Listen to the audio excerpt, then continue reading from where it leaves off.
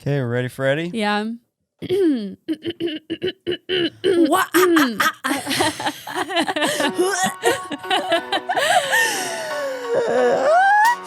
Kat. I'm Hayley. And this is Night Classy, the podcast where two teachers unwind, sip wine, and each teach a lesson we can't teach at school. What are we drinking, Hayley? I'm sorry, you're making me lose it. We are drinking a box wine this week. It's a fucking box. It's a box, bitch. We're box, bitch. Love a big box. It is, okay, I didn't even practice. I looked up the pronunciation. It's pretty easy, but still. La Vie Ferme. Fair. It was like literally just pronounced it like fair with an M at the end, but it's spelled F-E-R-M-E. I would have said it Ferme. I would have done firm. Firm. I don't know what I would have done. It's a mystery. I try not to trust my judgment when it comes to pronouncing words I don't know. Especially French. I feel like French just really fucks you. Is it even French? I don't even know. I think so. And fun fact, La Vie Ferme means old farm. So it's a very appetizing title. Yeah, there's a cock and his chick on the front. And by that, I mean there's a chicken and a rooster on the label and packaging. Alex' really wet cute. dream. What? Alec wanted us to adopt chickens today. And I said, I'd rather die. Okay, that has merit to it. I thought you were just like being wild. I know. I was focusing on the knobs over here, and then I just heard Alex wet dream, and I was like, oh no. What can I say? The man loves chickens. Well, the animal shelter posted a video of like hundreds of chickens in cages. Yeah, they raided a cockfighting ring, and now they have 1,000 chickens. So I said, let's get some for the backyard, and I got shot down. Yeah, we are not doing that. That's what you get when you raid a cockfighting ring. You get thousands, hundreds, who knows how many chickens. Right. I'm just kidding. I'm not in support of cockfighting rings. It's their fault. All they had to do was pretend they didn't see the cockfighting ring, and then they wouldn't have 1,000 chickens. I'm totally kidding, by the way. Yeah, that is not real. But also, we don't want well, I kind of would like it. I would like to know what it's like to have a chicken. It's terrible. That's what it's like. I'm ignoring you. They're dirty. I want to go to a bed and breakfast that has chickens that I could just go for the weekend. That'd be nice. Yeah. But if they had chickens, I would want them to have goats. I love a good goat. I'm obsessed with them. If they had goats, I'd want them to have a crocodile. Oh. And it would be like fend for yourself farm. Remember when we went to Bass Pro Shop and they had a live alligator? Yeah, he was a little guy. He wasn't that little. He was not like a tiny one. He was a full-sized alligator. Okay, I'm not remembering it the way you are. Okay, maybe I made him bigger in my mind, but the bottom line is there's a Bass Pro Shop in Memphis that has like an entire zoo inside, including an alligator. Right, but that's like all Bass Pro Shops. The thing about they all have that? Yeah. The thing about this, fuck? I don't know. I'm from Ohio. I guess things are different there. I mean, I guess I just haven't been in very many Bass Pro Shops. If I've ever been in a Bass, I've been in a lot of Cabela's, but not. Yeah, they're Bass similar. Pro. They're similar. Yeah, before we devolve too much into like our love of sporting goods stores, outdoor stores, we would love to talk about our sponsor and partner, High Point Grocery. Yes, of course. So I was really excited to see that a box of wine was on our list this week. And when I say list, I mean that we have wines that are specially picked out for us every single week with our partnership with High Point Grocery. By an expert. An expert. They know what they're fucking doing. A winist. What is it called? A winist. I like that. It sounds like another name for like kids in general. Oh, winist. Are you thinking of the word sommelier? I don't believe he's a sommelier. No, there's a different word I'm thinking of. Connoisseur. Oh, okay. Yes. Right. He is a wine connoisseur. And a grocery store owner. He's not the owner. He's like the alcohol buyer. I think. Really? Yeah. He's just the guy. He's the wine guy. He's the alcohol guy. Well, he fucking knows what he's talking about. Yeah, this Taylor, one is good. Taylor. Shout out to you at High Point Grocery. But yeah, this one is really good. Like you said, it's a bit sour. I got fruity notes. I didn't look this one up before we did it, but like I said, we're drinking box wine this week. So the wine continues to flow. There are apparently 4 bottles in this thing, and it is available to you for $19.99 at High Point Grocery on High Point Terrace. 469 High Point Terrace to be exact. And yes, can confirm this wine does not taste like an old farm. It tastes light and Tastes bright. like a new farm. Yeah, it tastes like a new farm. Maybe they farm like plums or some shit. Like Maybe they farm like cannabis. oh, I feel like that's like the newest farm or type of farm. maybe. Well, Probably the best farm to invest in. yeah. Yeah, Yeah. the newest farm. Well, I don't know anything. I don't even know what I'm saying. I don't know if we should be talking about cannabis farms during High Point Groceries time. Yeah, I don't know High Point Grocery's stance on cannabis farms, but we made the neutral statement that cannabis farms exist and you can have one if you live in a certain state. Right. And this wine is delicious. Yes. So if you're in Memphis, head over to Go to High Point, get your wine. It's good. Okay, Welcome back moving to on. Night Classy, where we talk about farms, Chicken farms, crocodile farms, old farms, new farms.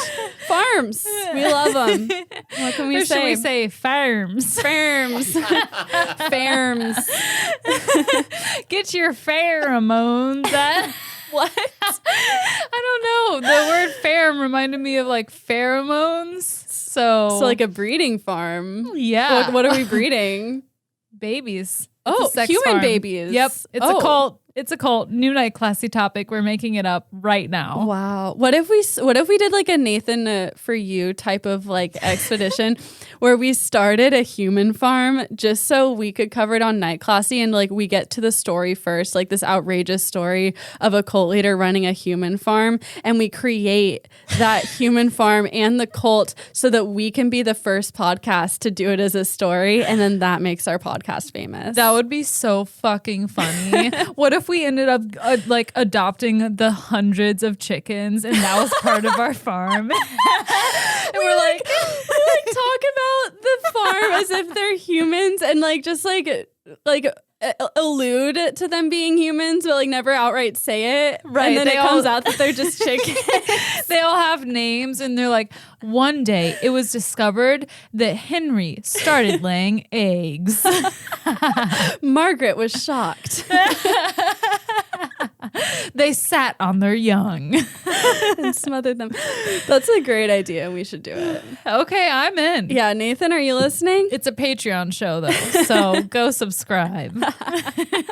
Please. And by the way, if you subscribe on our Patreon before, I believe it's March 8th, you can It's lie. If you subscribe on our Patreon before our 53rd episode, you will get a special gift because that means you were our Patreon within our first year of recording, and we are sending a special surprise to all of you. It's exciting. Who doesn't like surprises? You still have time. I know you're procrastinating, but there's some things you just have to do. So the 53rd episode will be coming out on March 18th. So if you're a Patreon before March 18th, you will get a special surprise. And we are also doing our 53rd episode a little bit different. We want you guys to vote on a topic that we will be teaching. All of our topics that you can vote on have been suggested by listeners. We want it to be all about you. And then we have a Google form for that. Our link tree will be in the show notes. And if you go to our link tree, there will be a button to press to take that survey. You can vote. And if you want to, you can also ask us questions or, say a statement you want us to shout out on the air. If you have a podcast, let us know your podcast. We'll shout you out. Whatever you have, let us know. So go ahead, click on that survey so you can be part of our 1-year episode. We are very, very, very excited. We're getting so close to 1 year. So insane. I feel like this is our child, It's our baby. our love child. But pretty soon she's going to be a toddler. Oh God, the she's- terrible twos. I know. They're coming. They're coming. What's it going to look like? Once we're 2 years old, we should just make it really, really bad. No. And then when she's 13 years old, when she's 11, she'll get really bitchy, go through puberty. Well, when she's Just start 11, we're fighting. going to be old. Yeah. No one will want to listen to us. When she's 11, we'll be how old? Like 33? Oh, God. That's older than Tommy is right now. Oh, God. And he's ancient. Old man of a boyfriend. And by the way, if you're older than 33, you are not old, but me being 33 is old. Yeah. I really don't think people in their 30s are old. Whenever I meet a 30-year-old that has their life together and like has a house and children, I'm like wickedly impressed. Because in my mind, it's like my age, and I do not have any of those things. Right. And 30 years old, to be in your 30s has just always seemed so far away for me. But it's like now we're pretty close. Like we're honing in on it. We're getting there. Because when I think about it, like 10 years ago, I was 14.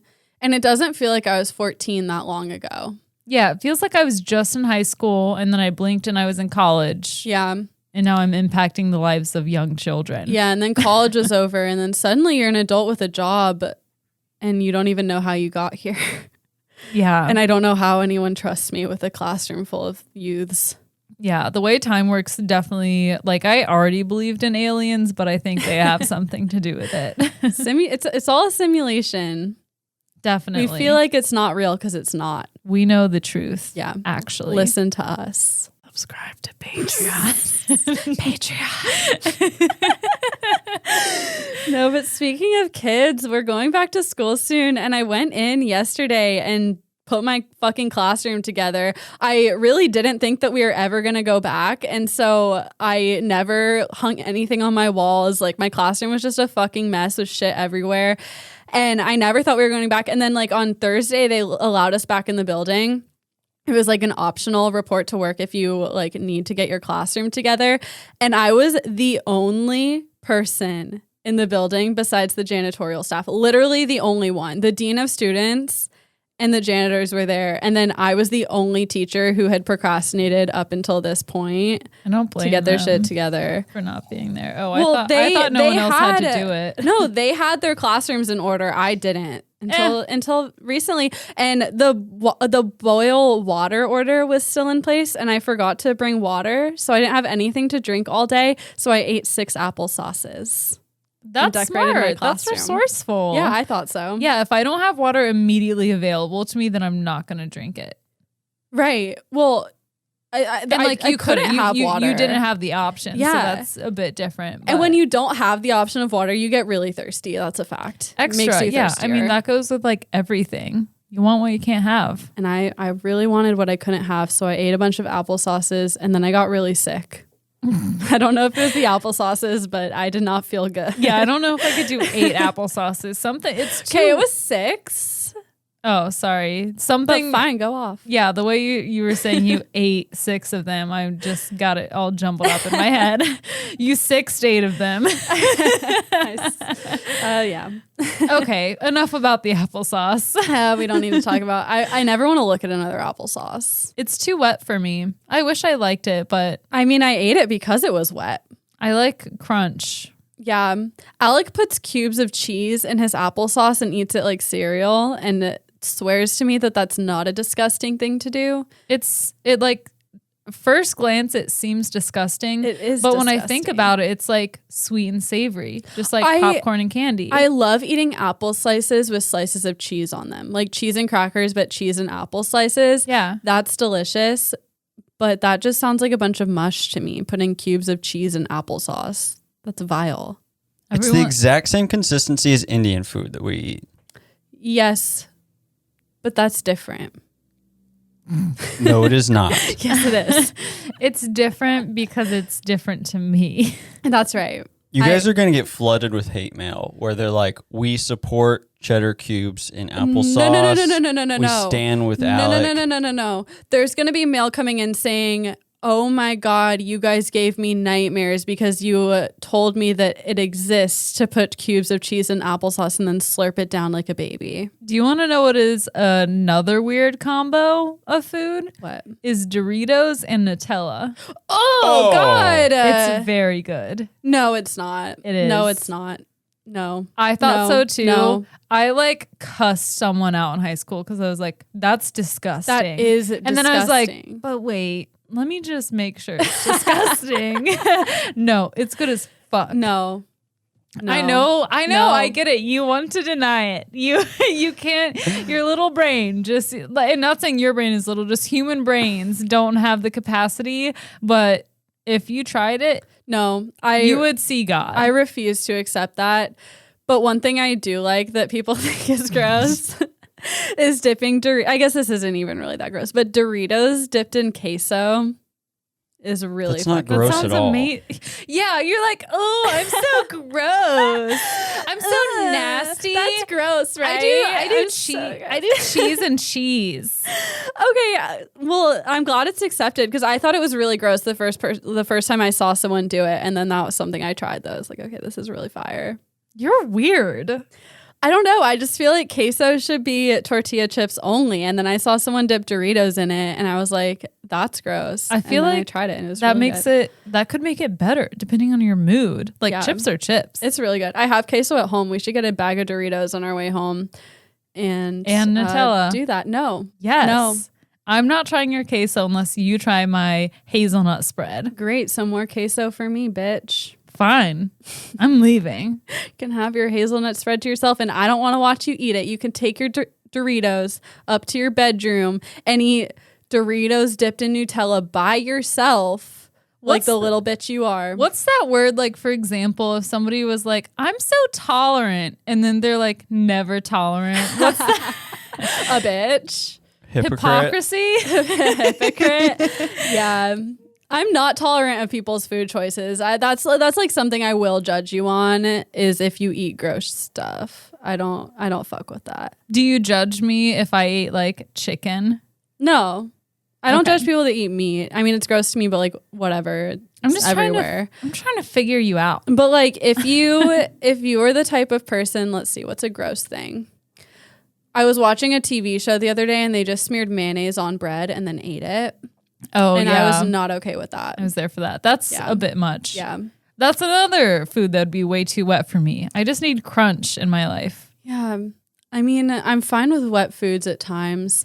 And like there's no reason I should have any objection to them putting mayonnaise on bread and eating it because mayonnaise is like basically butter. Like it's just like something fatty. Like there's no reason for me to be appalled by that. I just am. It just feels wrong. It feels wrong. It's not good. I'm not okay with it. My eyes. And same with like fish sandwiches at McDonald's. Like the fish fillet or whatever it's called. Like there's no reason I should have a problem with that. But something about McDonald's serving fish, I do not accept. It's frightening. And I think that's gross. It's frightening. Yeah, hot take. I'm so sorry if, you know what? I'm not sorry if I offended you just now. You can be offended by what I eat. I eat some gross stuff too, but it's something I like. And you can judge me for that. Red alert. Kat's being a fucking bitch today. Yeah. I eat gross things like chips and queso. No, what's something gross I eat? I definitely have eaten gross stuff, but not gross. Wow, I didn't eat dinner tonight, and then I drank, and like it went straight to my head. But anyway, we discovered the best cookie in the world this week that I just think you guys have to know about. I'm gonna use my platform right now for good. And that is telling you guys to buy what's the brand? Loft House. Loft House cookies. They're like the brand that makes the like pink cookies with the frosting. That you'd always get, like, if a kid had a birthday at school, they'd always bring in, like, those cookies. Yes, and those are delicious. But they just came out with a chocolate chip cookie dough flavored version of that. With vanilla icing on top and sprinkles. And it's the best grocery store cookie I've ever had. It might be the best cookie I've ever had. It might be. It's so This is fucking good. This is blasphemy. No, Alec, you just don't know what you're talking about. It is really good. I think there's something inherently controversial about Loft House cookies because Yeah. every time I see someone mention them, there's always like a yay crowd and a nay crowd. Yeah, you either love or hate those like pink frosted cookies, but if you love them and you don't hate chocolate, Then you're right and you'll like them. you will love these cookies. Like, You guys are polarizing your audience right now. I don't care. If you're not on board with Loft House cookies, you're not on board with me. Ride or die, baby. This is a paid sponsorship by Lofthouse Cookies. God, I fucking wish. I would do it. I would pay Lofthouse to advertise for them. I would pay Lofthouse to pay us. Oh, wow. Inception. Anyway, we have like two more things to talk about before we move on to our lessons. The first thing we have is we have new stickers, and they are so fucking cute. They're Magic School Bus themed. They've got like psychedelic 60s font, and they say Learny Journey on a school bus. And they're so fucking cute. And they're now on our website. You can buy them. They're only $5. And they are wonderful. And we also redid our just like generic Night Classy podcast stickers. Instead of that iridescent thing, they're now sparkly. So that's fun. I love a good glitter sticker. So check that out. Right. I could always use a new sticker. I'm waiting. I ordered a sticker on Etsy that I've been waiting for. Ooh, what does it say? It's a Dolly Parton one. Aww. It says like to pour yourself a cup of ambition. And there's a cup of coffee. Cute. I love that. Yeah. It's cute. Just like ours. Yeah. Get ours. Get both. Yeah. You don't have to decide. I would also like to shout out our newest Patreon, Sydney Cotto of Hampton, Connecticut. Shout out to you, Sydney. Thank you so much for supporting this podcast and us. We really appreciate it. It makes us so happy when we see other people join. God bless you. God Sydney. bless your soul. Welcome Bless to your the heart. family. Thank you. That's all I got. Let's get this show on the road. So I blew a .097. And I blew a .019, I think, on the Yeah. breathalyzer. And we've drank the same amount, but I didn't eat dinner tonight. So I'm fucked up off of a beer and a glass of wine. So let's fucking go, Woo! bitch. That's a great lead in to say that this is a Patreon pick from our young listener, Branson Tracy. Transitions. I'm so excited with it about this. So thank you. Let's just pause for a second. Please. And appreciate the genius that is Branson Tracy, because this topic is unbelievably good. He nailed it. We've got history, and we've got some weird fucking shit, and then some even weirder shit. So thank you, Branson. It sounds like, Branson, you need to be our new topic picker. We've talked several times about finding things that interest us for each episode. Of course, there are a million different options, but it sounds like maybe this could be right up your alley. Yeah. Let us know if you have any more ideas, because this was a great idea. His mom messaged me on Patreon, and she was like, so he has this idea. If it's too weird, we don't have to do it. But this is the perfect amount of weird that is just phenomenal. So here we go. So Branson recommended the topic of Tarrare. And Tarrare, he was a man. First he was a boy, and he was born in Lyon in France in 1772. We don't know that Tarrare was his real name. It could be a nickname. This was a long time ago. But what we do know is that ever since his childhood, he had an extreme appetite. And you might be thinking okay, he was hungry all the time. But no, this was the world's hungriest man. Ooh, did he want to eat everything, like rocks and stuff? He wanted to eat everything, but the thing he loved most was meat. Oh, no. By his teens, he could eat a quarter of a cow carcass, which weighed more than him because he wasn't big, per day. How in the world? Right. And How? the meat industry was nothing compared to what it is now in the 1770s. No, you had to raise a fucking cow yourself. He was a French peasant, so his parents couldn't afford to feed him. They had to kick him out of their home when he was a teenager because there was no keeping up with this appetite. So they kicked him out. And he wandered the countryside for a while. He found a band of other outcasts, and together they traveled kind of like a gang. They begged and stole for food. But then, he was going around with them, and a traveling street performer noticed his strange eating abilities. And so this street performer invited Tarrare on to be like his opening act. So Tarrare would attract a crowd by eating whatever the crowd handed him. He would eat corks, stones, live animals. He could swallow an entire basket full of apples. Oh my gosh. And it would just go straight down his throat. Like, this was not just an act. Even when he wasn't performing, he would eat like crazy. What if a murderer was like trying to get rid of a body? And you're like, here, take this body, kid. Go ahead and swallow it right down your guzzle. That would be probably the best way to dispose of a body. Yeah, have someone eat it? That's right. Genius. Like, definitely like feeding it to pigs. I already think feeding it to pigs is probably the best way. But if you had a human, no one would expect a human to eat a body. Yeah, that's so true. Yeah. You would never know. That I always thought, I was like, why don't they just throw away the bodies when they're done? But then I saw this forensic files where that literally happened. A lot of people try to throw it away. It does not work. All they do is like take cadaver dogs to the dump yard. What do you call it? The dump? Right. Yeah. The trash pit. Trash heap.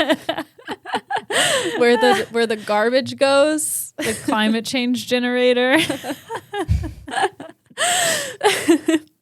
Just random side fact that snake meat was his favorite. And in 1788, Tarrare moved to Paris. So he was starting to like make it as a street performer. He was building up a reputation. Things were going well in Paris until tragedy struck. There was one act where he did suffer an intestinal obstruction. He was carried to the hospital by his crowd of observers, and he was treated with powerful laxatives. Luckily, he made a full recovery, but even in the hospital, he was still showing off his abilities. He offered the surgeon, he said that he could swallow the surgeon's pocket watch. Oh my goodness. Show him like his cool trick of swallowing anything. And the surgeon said, like, fine, you can swallow my pocket watch if I'm allowed to like cut you open immediately after and take it out of you. So he didn't do that. Just overall, eating so much never seemed to make Tarrare gain any weight. He ate a shit ton, but he was of average height and build, maybe even a little bit below average, because at 17, he only weighed 100 pounds. Oh, wow. Mm-hmm. He was pretty small. He also had some other like abnormal characteristics. He had unusually soft facial hair and an abnormally large mouth. So there was about 4 inches between his jaws when his mouth was fully open. And like, I think we probably have about 2. So he had a very big jaw, and then the skin of his cheeks was loose. I don't know if he was born like that or if they stretched out from him always having his mouth so full, but I guess his jowls kind of hanged and they were loose and wrinkled. And it said that he could hold 12 eggs or 12 apples in his cheeks like a squirrel. Wow. Can you imagine? I'd be so scared to put that much of anything in my mouth of just like choking. Yeah, but I think he had like he could just swallow apples and stuff. Like he could just swallow straight up like a horse. It just anything he ate just went straight through him. Weird. Yeah. His teeth were also heavily stained, and it's documented that they were heavily stained. And this is back in the 1700s when everybody's teeth were stained. So they were probably real fucked up. Also, when he would eat, his belly would swell. So he was obviously like pretty skinny, but he had a lot of loose skin around his abdomen.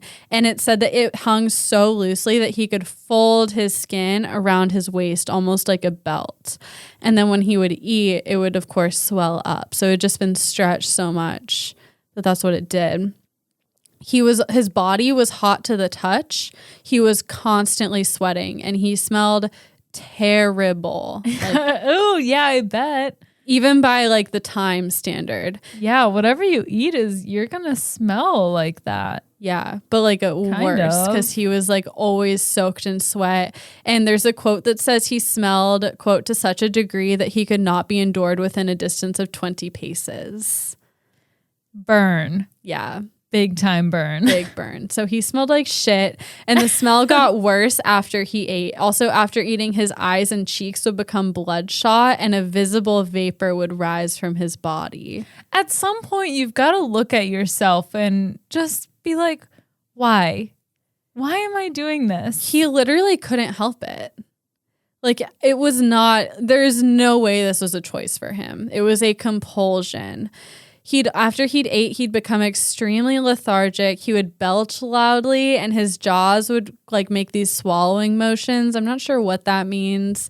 I don't know. He did have chronic diarrhea. Like, anything he ate went straight through. But he didn't vomit very often. He would sometimes, but he usually kept his food down. Overall, he didn't show signs of any mental illness. Besides this compulsion to eat, he was mostly pretty aware. People described him as pretty normal, although he was, quote, apathetic in temperament and, quote, had a complete lack of force and ideas. So I think that was probably people saying he wasn't like the brightest, but also he didn't like overtly seem to have a lot of mental issues. Yeah. So just your average guy, maybe a little below. Right. Just, yeah, slightly below it level intelligence, but not by any means like erratic or delusional. Yeah. Nothing to write home about. Yeah. We're not sure what caused these issues. It's clear that he enjoyed human food whenever he could get it, but his hunger was so intense that he would eat anything. It sounds like you're talking about Safety, my cat. It does. Especially with a hospital visit because he ate something. Good Lord, that cat can eat. And after we left today, we had to lock up the pizza in its own room so Safety wouldn't get into it. That's like his favorite food. He will gorge on a whole, like he can eat more pizza than I can, and he's not even a year old. Yeah. And one time he accidentally got locked in the room with the pizza that was being locked away from him, and he ate a ton of it. And then when we came home and realized he was in the room, we let him out, and then he chugged like an entire bowl of water. That's what happens. Poor guy didn't have anything to wash it down. I know. Imagine eating a whole pizza and then not getting anything to drink. Imagine being his adoptive mother and having to take him to the hospital and pay hundreds of dollars because he ate something and just needed to flush it out. Yeah, that was pretty bad. They told you his like bowels were blocked by something. Yeah. But then they just hooked him up to an IV and they pumped like water into his veins, and there was like this little bulb on his spine full of water, and it like dissipated, and then he was fine.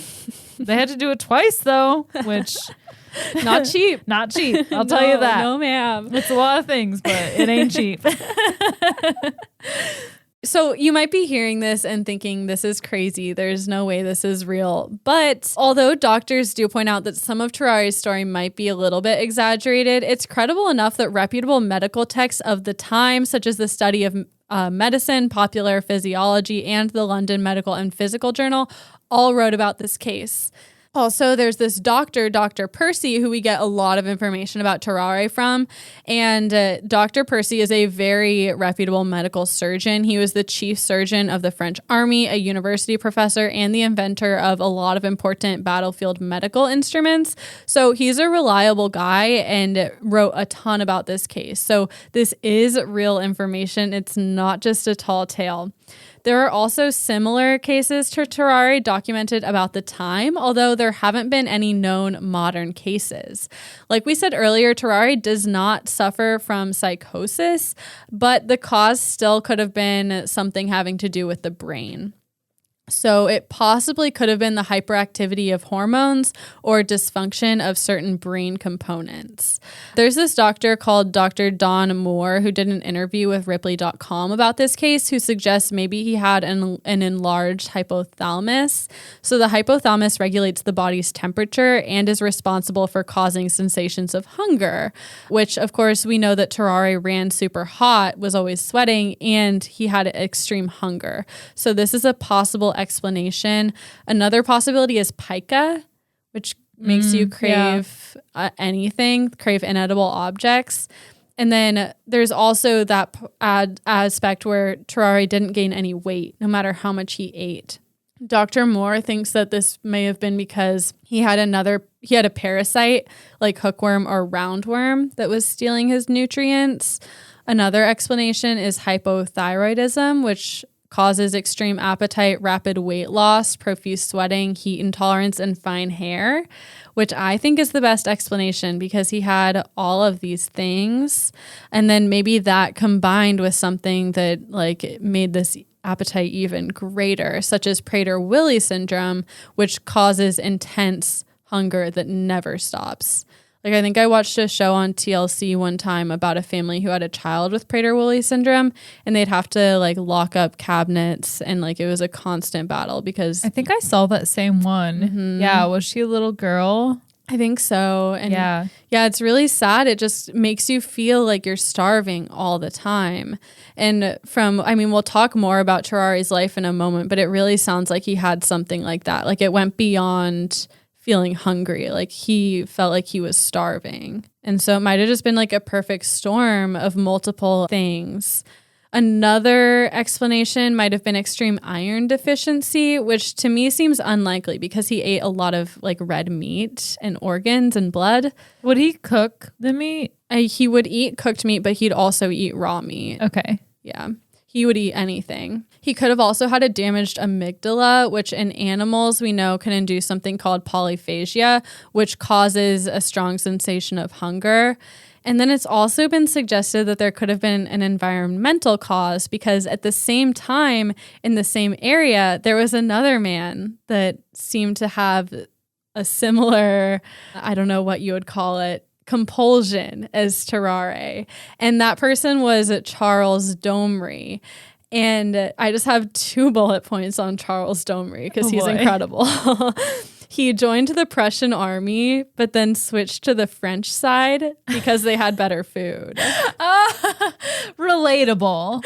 Yes. The most relatable character in history. Right. Absolutely. I would have done the same thing. And you know, he was fucking king. eating Doritos and Nutella. No, he was eating Doritos and queso.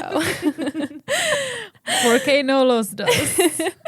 This bullet point is less fun. He was known to eat all the available food, and then once the food was gone, he would find cats and eat them. I know. And then once the cats were gone, he would start eating grass. So like he was just like thought he was starving, and he would eat up to 5 pounds a day of grass. What? Yeah. What?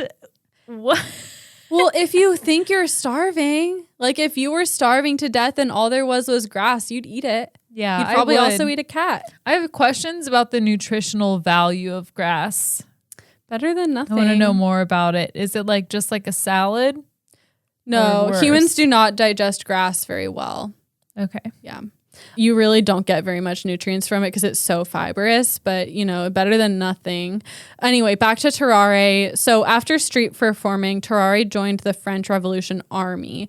And of course, the military rations were not enough to satisfy him. So he would do tasks for other soldiers in exchange for part of their rations. He would also scavenge the dung heaps for scraps. Oh no. Yeah, he would eat anything. And dung heaps probably like they just dumped all the garbage along with like the excrement. So it was all mixed up.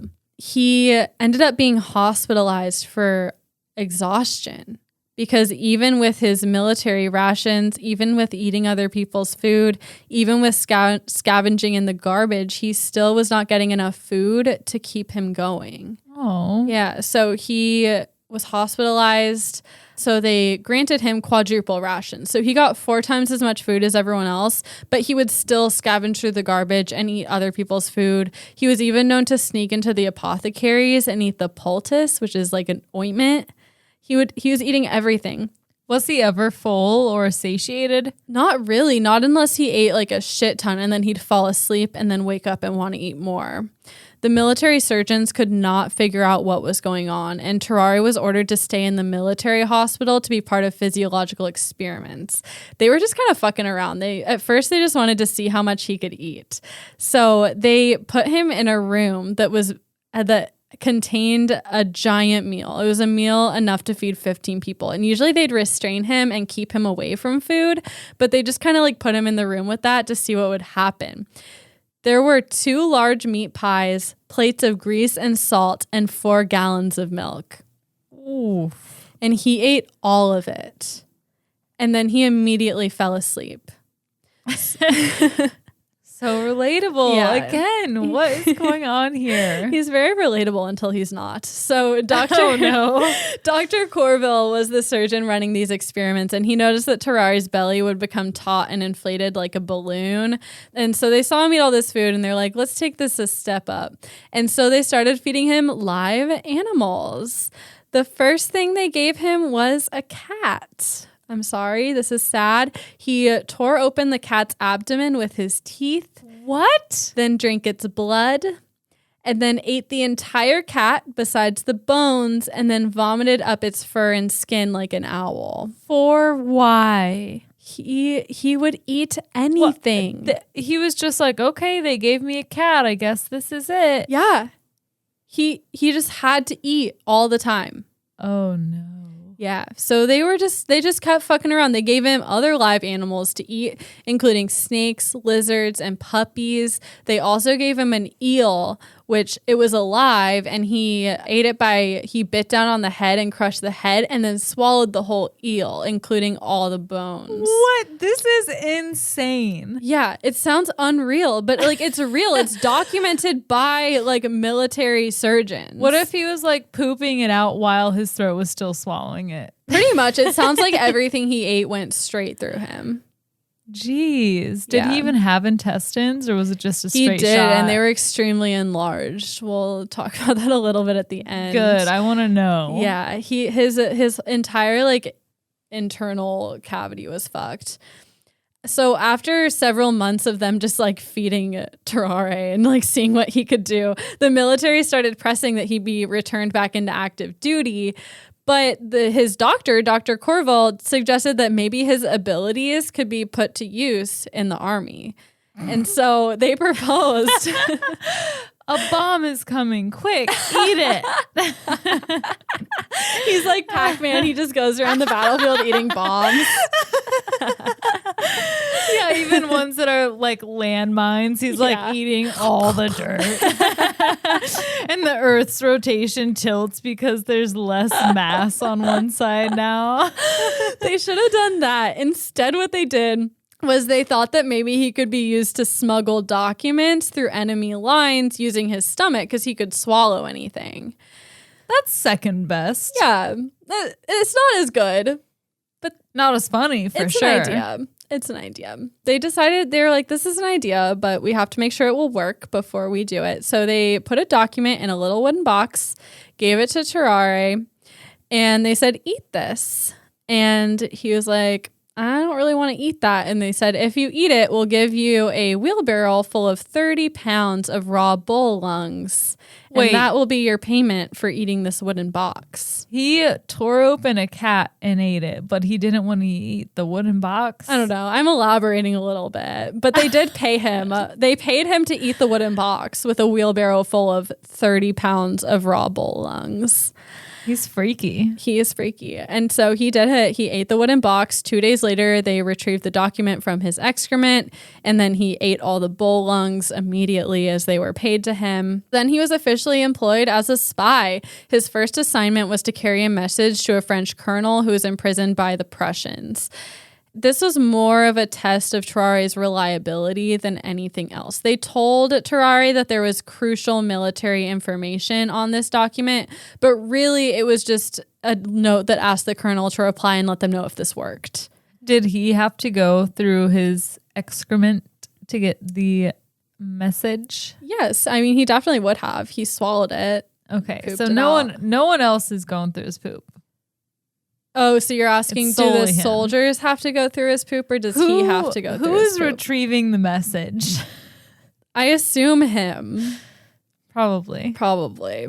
I mean, he does not sound like he has a high standard of hygiene. There are two sides to every coin. It reminds me of Austin Powers when Fat Bastard like shits out his homing device. I've never seen Austin Powers. Oh my God, we have to watch it. It's so good. Anyway, Tarrare set out on his mission. He crossed Prussian lines disguised as a German peasant. However, he was immediately captured because he couldn't speak German. So people immediately knew that this was not a German peasant. And he was strip searched, but they obviously didn't find anything because the note was in his stomach, and he was whipped by Prussian soldiers, but he held strong. He refused to betray his mission. After he refused to talk, the Prussian commander had him imprisoned until 24 hours later when he finally relented and told them about his scheme. So he told them that he had a note inside him that contained crucial information. So what they did, they chained him to a latrine. And 30 hours after being swallowed, so he was probably only chained to this latrine for a few hours before he passed the box and it came out. Oh, I can't wait to hear what this message says. Well, the message literally just said, it was written to the French colonel, and it was like, let me know if this works. Like, write back and say if you got this message or not. And so the commander... I'd be so pissed to be Tarrare and be like, you told me this was top secret, important information. I swallowed a wooden box for you. Literally, I have splinters. It's so sad because he thought that this was such an important message, and he endured these beatings and imprisonment, and it just gets worse. The commander read the note and he was like, this is nothing. What if it just said, hey, with like 4 Y's and like the sideways smiley face colon, and it just says you up. Dost thou be awoken? I mean, pretty much the commander was pissed because he told him that it was important and then it was not important. It was just a you up text. And so they were just mad at Tarrare. Like, this is all your fault. And so he was taken to the gallows. No. Yeah. And they did a whole mock execution. They put a noose around his neck. And then at the last minute, the commander was like, you're not getting hanged, but we are going to beat you. And then they dropped him back off at French lines. Okay. Yeah. Not as bad. So not as bad as it could have been, but like still terrible. What if they wrote that message and then put it in a box and then made him deliver it to himself? That would have been worse than the beatings. It goes into a huge heart-shaped pendant, and it's all bad coming They up. make him swallow like a locket. Oh my God. I got a secret. Can you keep it? And they make the French go through his poop to pull out the important message from the French government. And it's just like a heart You're in deep doo-doo. Anyway, so after this, Tarrare was understandably traumatized, and he was going to do anything not to go back into military service. Yeah, that's one way to be ex-military. Yeah. Besides just going into the military. Right. He was not about that life. He walked into a hospital and he was like, please cure me. I'll do anything for you to cure me. I'll eat 10 oxen mugs if you'll cure me right now. They tried to cure him. They gave him landium, which is a type of opium. They gave him wine vinegar, tobacco pills, soft-boiled eggs. Nothing worked. They couldn't cure him. The hospital attempted to like train him off of his crazy diet. So they put him on like a really strictly controlled diet. But like that didn't work because they could not control him. His hunger was too strong. He would sneak out of the hospital and scavenge for scraps outside of butcher shops. He'd go through the trash in alleys. He was caught several times drinking from patients who were undergoing bloodletting. Oh. So he was drinking the blood of patients. He was also caught on multiple occasions attempting to eat the bodies in the hospital mortuary. Oh my gosh. He's a zombie and a vampire. Yeah. 2 for 1. He's get you a girl who can do both, man. He can do both.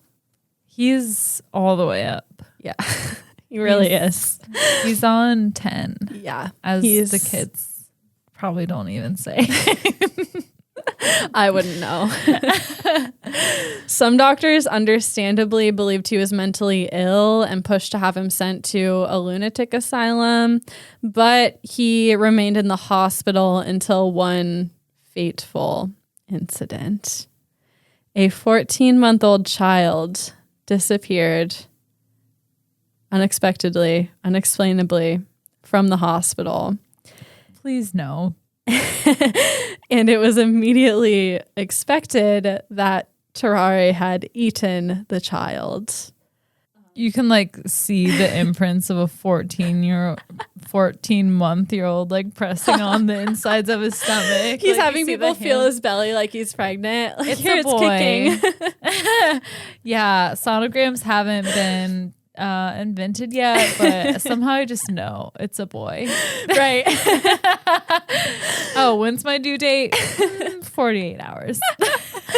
So no one had any proof that he ate the baby, but he definitely ate the baby. Oh no. Give me that baby back, baby back, baby back, baby back, baby back, baby back ribs. Give me the baby back body. That was an Austin Powers reference. Did you get that one? I indirectly got it because it's like in the office. Oh, that's true. Yeah. Okay. You got it. We just had to take a detour. Staff was understandably outraged and they chased him out of the hospital. For some reason, they didn't arrest him. They just chased him away. And he did not return to the hospital until 4 years later when the same doctor that treated him, Dr. Percy, was contacted by another hospital, notifying him that they had a patient who wanted to see him.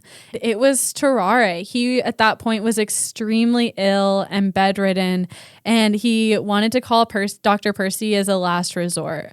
Tarrare told him that years ago he had swallowed a golden fork, and he believed that it had become lodged in him and was causing this sickness, and he wanted Dr. Percy to remove it. So Percy agreed to see Tarrare, but instead of a golden fork, he noticed that Tarrare had signs of advanced tuberculosis. Ooh. Yeah. Tarrare died a month later, and his corpse rotted almost immediately. The nurses and doctors at the hospital did not want to do an autopsy, but there were a few curious surgeons who did. When they opened him up, they found that his gullet was extremely wide, like his throat. They said you could look through his mouth, down his throat, and see straight into his stomach. Weird. What the hell? His body was also filled with pus. His liver and gallbladder were extremely large, and his stomach was so giant, it filled almost his entire abdominal, oh my God, abdominal cavity. There was a picture of this that I looked at online, and it wasn't a picture of himself, but it was a diagram that someone drew. And you look at a normal person and you kind of see all the organs arranged in the chest. But if you look at the image they drew of Tarrare, his stomach and intestines took up like his entire body. And then his heart and lungs and everything else was pushed all the way up high in his chest. That's like what happens to pregnant people. Mm-hmm. Yeah, it was basically like he was pregnant all the time, but like even more extreme. Literally a food baby. Yes. This is the only acceptable time to use that term. Yeah. Shout out to all you Instagram people. Come Thanksgiving, I don't want to see any of your food baby posts. No captions like that unless you're fucking Tarrare. Unless you're fucking eating live cats. We don't want to hear it. His stomach was also filled with ulcers because, of course, he's been eating things that you shouldn't eat, and it's just been banging up his stomach. So, like, he's fucked. This was about all the doctors could get from the autopsy because almost immediately after they started, Tarrare's stench was so bad and his body like immediately went into decay that they couldn't go on anymore. It was too awful. Ew, yeah, and they couldn't like refrigerate it or anything. No, it was just nasty. And so that is all I have. Okay, ending on a nasty note tonight. Ending on a nasty note. That is the life of Tarrare, the world's hungriest man. I wonder if there, like, did you come upon any like modern hypotheses for? When I went through the causes, I listed all the ones I found. Yeah, that's true. It just there hasn't been a case like his since then, but at the time there were similar cases. So that's why people think it might have been an environmental cause, but who knows what would have caused that. To me, it sounds like a mix of hypothyroidism and Prader-Willi. That's my guess. It sounds like it would be a combo of the two. Mm-hmm. Wow, how interesting. Yeah. It makes me wonder if that's where Mike Myers got the line for Fat Bastard where he's like, I ate the baby. Yeah. Because I was always like, what? How did they come up with the idea that this guy was so fat he ate a baby? Yeah, it might have been from this. You know? And Kat and I just watched that last week, so it's like top of mind. Yeah. Wow. Yeah. So that's... That's just makes you wild. Wonder. Yeah, it definitely makes you wonder. I do want to say that Fat Bastard was a problematic character and perpetuates fat phobia, and don't want to like promote that. Anyway.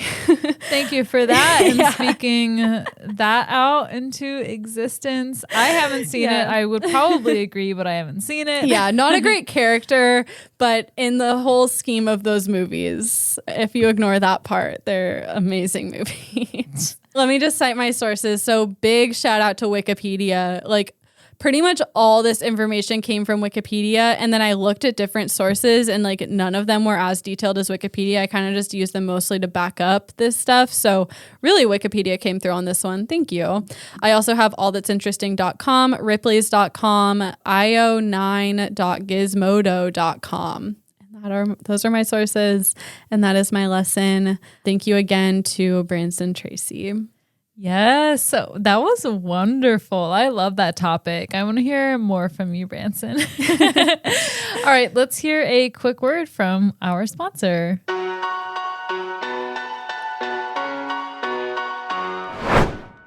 I don't know if you guys have heard, but it's been fucking cold down south lately, and we are not used to it, and my skin was not ready.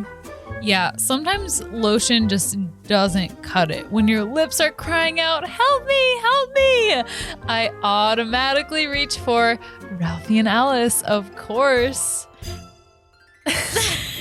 No, you go. Me too. Ralphie and Alice, if you are new here and you don't know, is our favorite vegan, organic, premium lip balm company. Their lip balms are outstanding, and truly they've been saving my ass during this cold weather because my skin, like not even just my lips, like I use it on my hands. I use it to like on like dry spots on my face. It really does come through. Same here, and especially when we're snowed in, I feel like there are a lot of things you can get bored with, but not with Ralphie and Alice, especially with their 4-pack. You have a hydrating one that has some coconut oil in it. You have one that has like it's like a sugar scrub, but in a stick, which is so convenient to me because all the other sugar scrubs I've had, you kind of have to dig it out of a jar or something with your finger. Yeah, and sometimes you're out in public. Have you ever been wearing lipstick and then your lips get dry under the lipstick and then you have a nasty, cracky lipstick, and this you can just throw in your purse, go in the bathroom, do some sugar scrub on your lips, and then bam, put more lipstick on, you're good to go. Exactly. And mentioning lipstick, they even have a tinted, it's called Pop Sticks.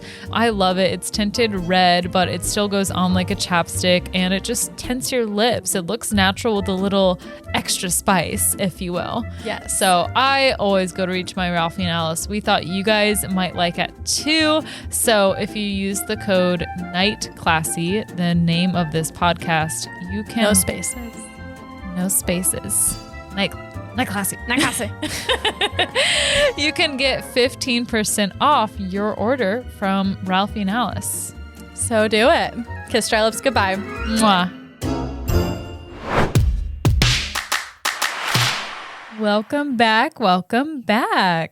I would like to start not today's learning journey because we're going to have 2 of those, but my session, I'd like to start by introducing us to a woman named Linda Mayfield.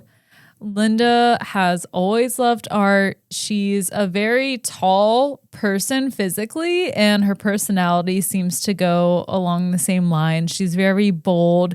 She's always loved animals. She had a horse growing up, and she's an artist. Her pieces consisted of horses and unicorns, always in a fantasy style. Definitely big horse girl energy, if you will. And she ended up getting a job at a little Nook shop in I believe in the early 1980s. And this not Nook shop. A Nook shop. I love how I didn't even question it. I was like, okay. You're like, what's a Nook? I like it. I was picturing Nook's Cranny from Animal Crossing. Right. This makes sense. A Nook shop. It must be where they got it from. Books for your Nooks. Ooh. It's a bookshop. It was called Dangerous Visions. Ooh. I know, right? But it was literally made for people who love sci-fi, science fantasy, all that type of stuff, that basic genre. That was their specialty. Okay. And at that store, Linda meets a computer programmer. He's working for NASA. His name is John Sohus, and the horse girl would meet a computer programmer at the sci-fi shop. It was literally a match made in heaven. That's amazing. They immediately bonded over their love for science and science fiction, and John absolutely loves science. I wish we could have him on the podcast because he loved to help. Can we call him? Is he alive? No and no. Oh, darn. Anyway, we'll get to it. Oh, no. This is a true crime lesson. Oh, no. Just as I fell in love with John, the computer programmer. Right. Well, you're going to have to fight Linda for him. Does Linda kill him? Just wait. Okay. Literally just listen. Does she dress up like a unicorn and stab him with her horn? Not that we know of. Oh. Who's to say? Oh, we don't know. No body, no crime.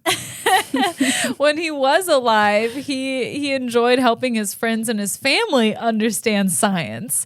It seems like he was just a born teacher. Aww. And he was really good at it. A friend of John said about him and Linda that if they weren't meant to be together, then they were just an excellent fit. John and Linda end up falling in love and getting married.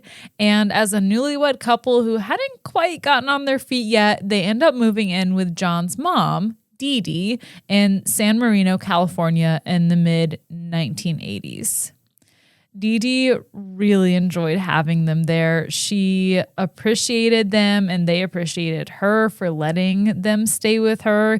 But they were kind of ready to move out and find a place on their own as soon as possible. But, finances. Those pesky things. Right. Stability. Who's to say? Dee Dee did not want them to move out. She struggled with her own alcohol abuse and other health issues. So it was really nice for her to have them around for them to help her.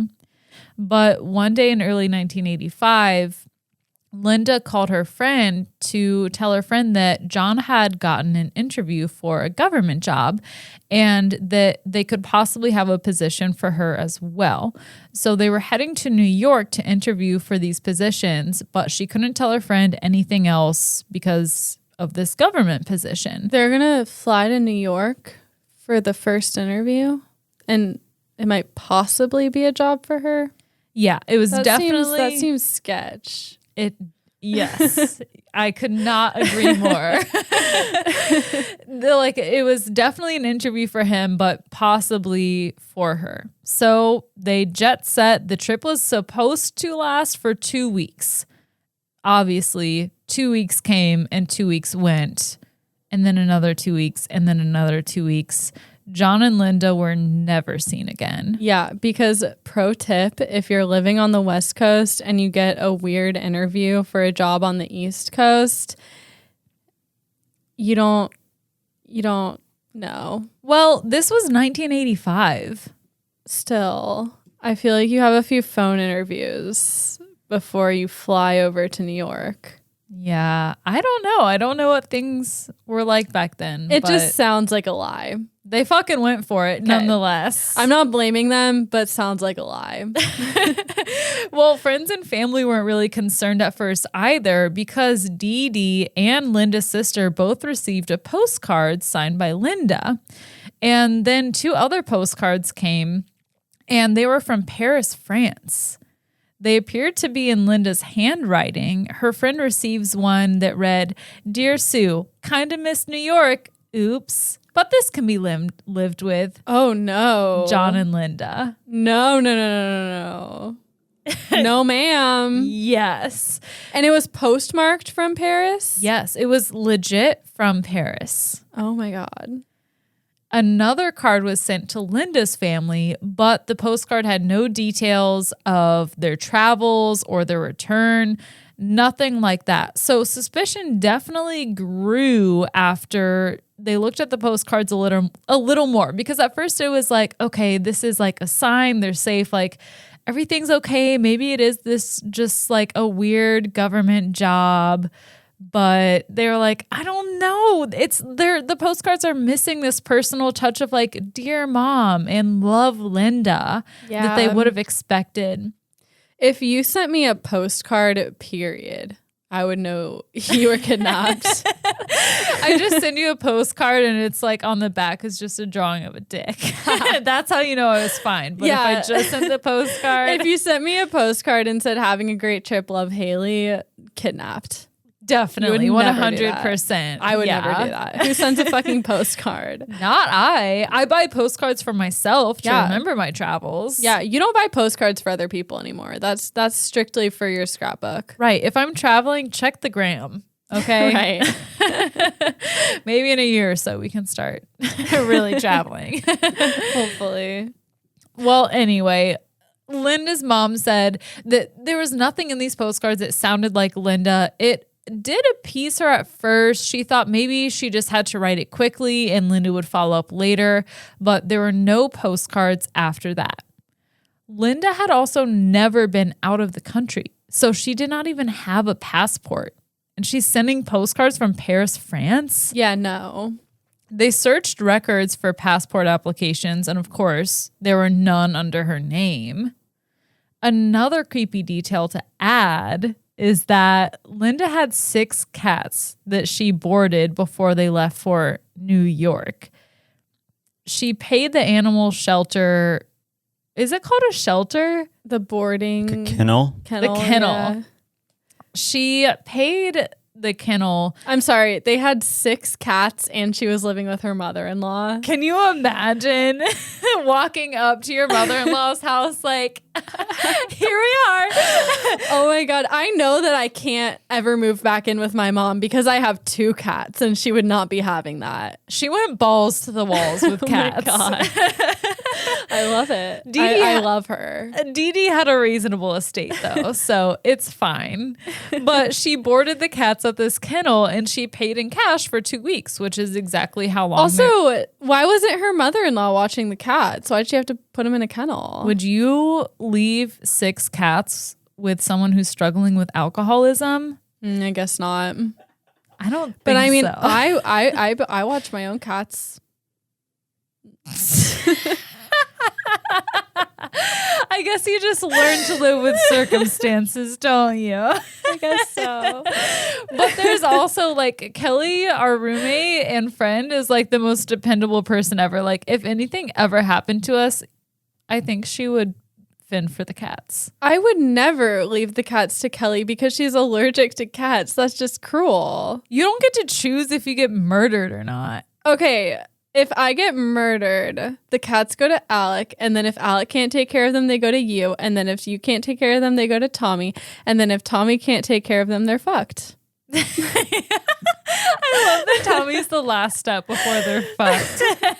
I mean, I bet my dad would take them.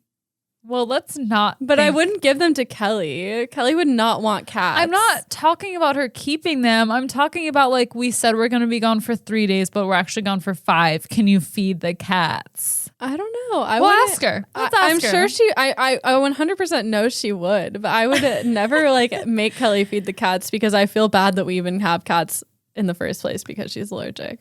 So you identify with Linda. You would probably board them. Yeah. Okay. Or have a friend come feed them. I don't know. Boarding 6 cats sounds expensive. Okay, I'm sorry. We got to move. Talk about cats one time and cats hooked. Can't stop. Anyway, so Linda paid the animal kennel with cash for these 2 weeks they were going to be gone. With cats. She's like, here's 3 cats, and I'm going to pay you in 3 cats. Don't eat them. Yeah. But after the 2-week stay was up, Linda had not came to pick up the cats. A couple days go by, a week goes by, 2 weeks goes by, nothing. So the shelter, the kennel, calls Linda's sister, and that's concerning. Of course, she's like, well, I got this postcard, but now this call is weird. And Linda's sister calls Dee Dee. And Dee Dee explains that John and Linda are just on a secret mission and they're not allowed to contact family members.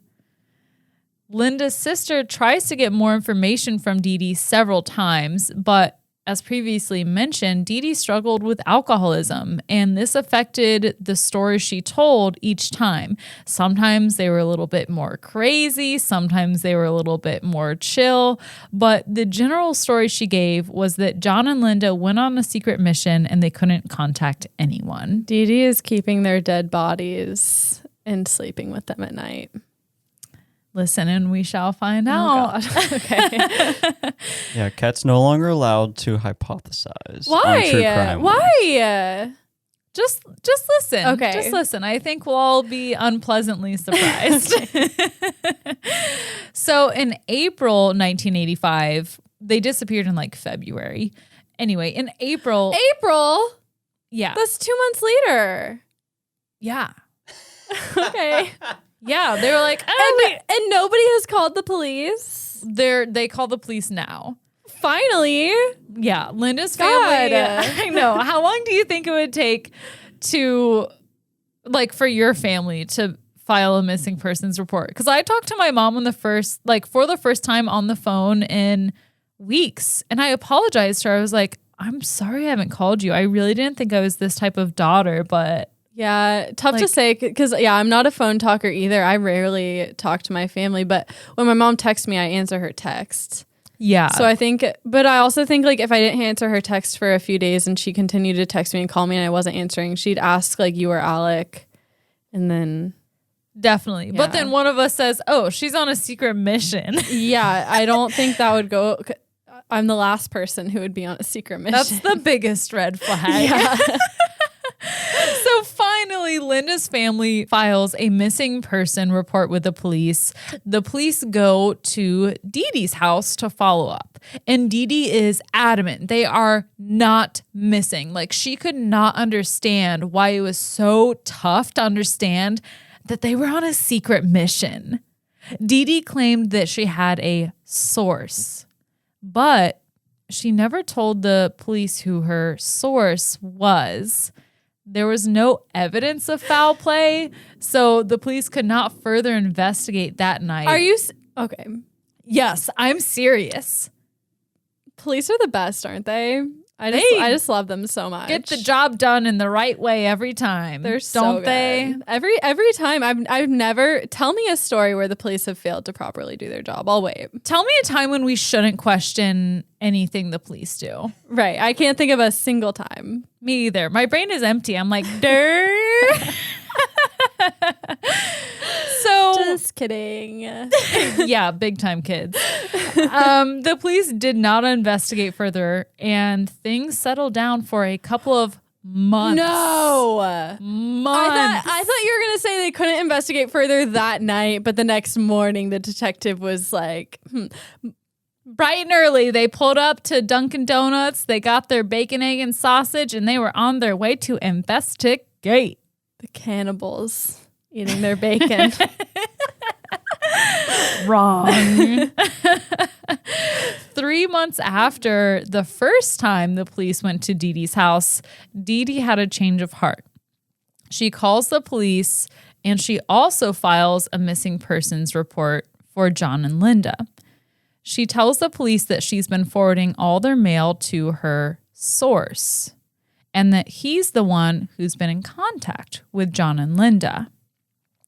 The police ask to talk with this source, like you do, but she's like, well, I would, but he has now disappeared as well. I don't know what happened. So I imagine when actual people who are actually working for the FBI go on a secret mission, if their friends were to report them missing, there's some kind of way for the police to double check that with the FBI. You would imagine. Yeah, there has to be some type of communication. Right, because when people go into witness protection, I imagine that people are like, where'd they go?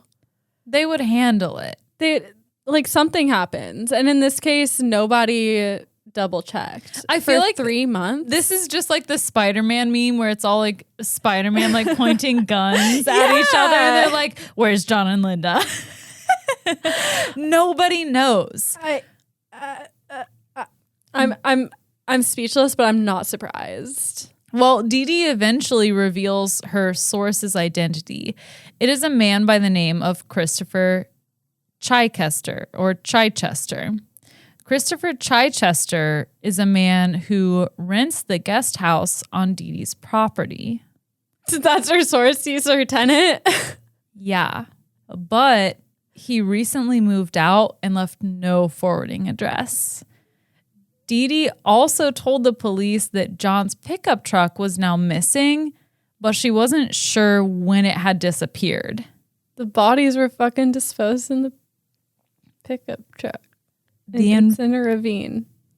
It's in a ravine. We don't know. What I do know is that the investigation went cold again. No. As there was no evidence to follow. They couldn't find this guy who was like her source. She's kind of unreliable. They don't really know what to do, clearly.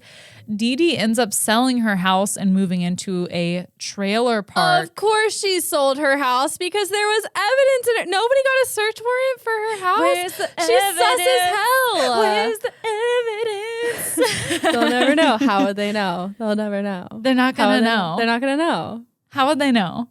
They're going to know. They're going to know. No, they won't because they're fucking incompetent.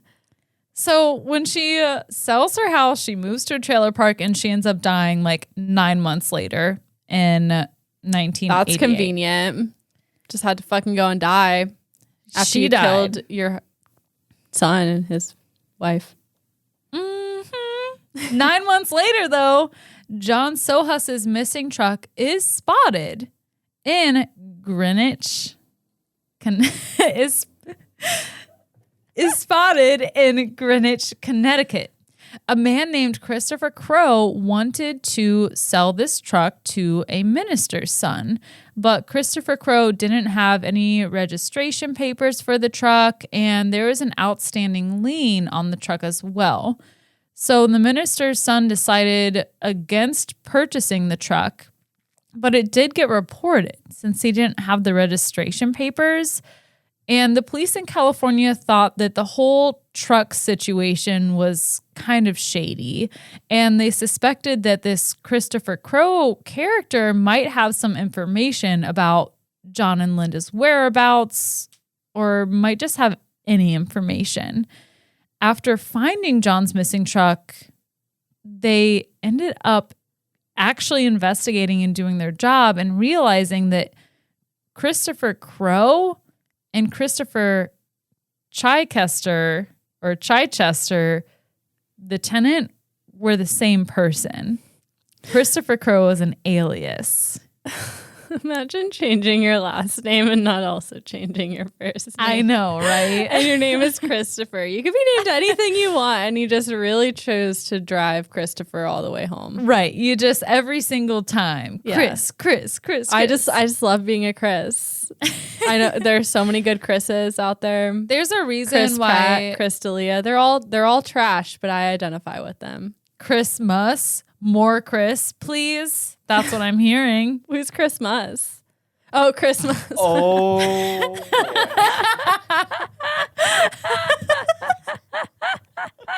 What's up, dog? Nothing much. How are you? Oh my God. This is too good. Are we on air right now?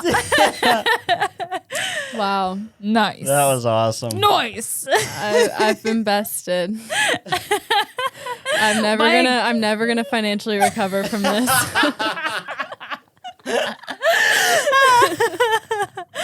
That's too good.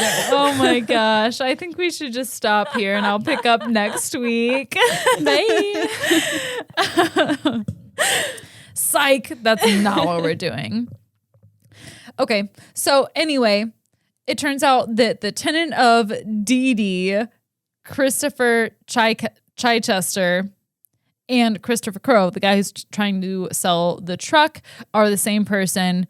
But by the time they discover that, it's too late. Christopher Crow in Connecticut had disappeared again. Nothing happens for years until May 1994. Construction workers are installing a new pool in San Marino, California, and they were shocked when they found a dismembered body buried where they were excavating. It's dismembered. It's big time dismembered. Oof. This residence, of course, was the old residence of Dee, where John and Linda lived. Okay. So there was only one body. The remains were later confirmed to be John Sohus. And there was evidence of blunt force trauma, but the bones were also found in 3 separate bags. Ooh.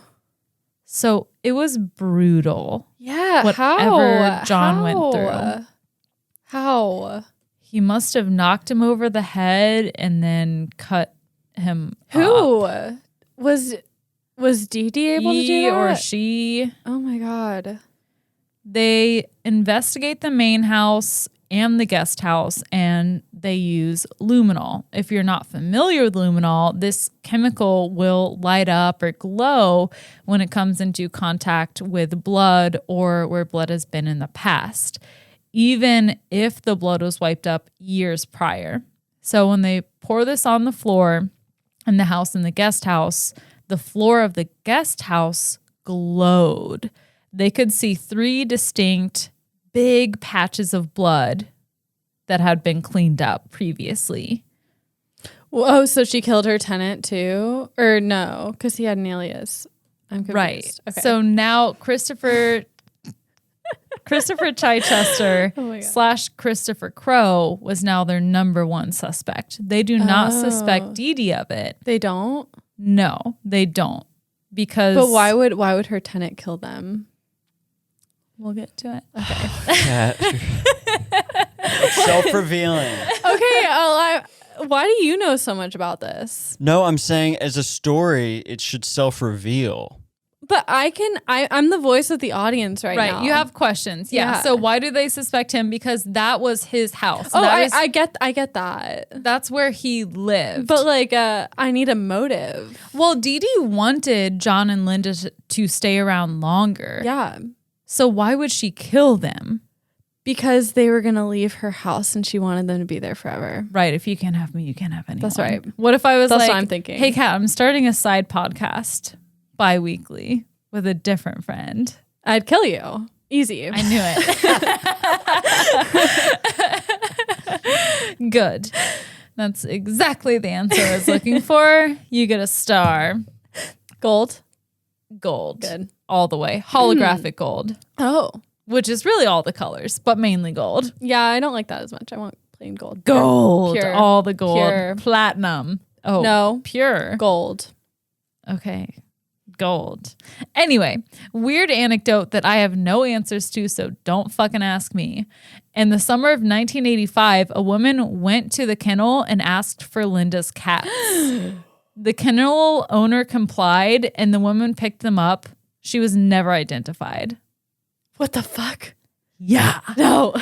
The journey does not stop here, though, but we are going to time travel quite a few years to Boston, Massachusetts in July of 2008.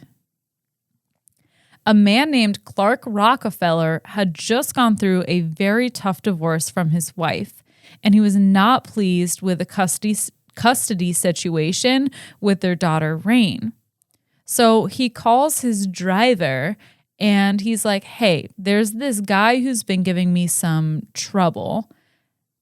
You can make a quick buck if you can help me with an errand. And the driver agrees.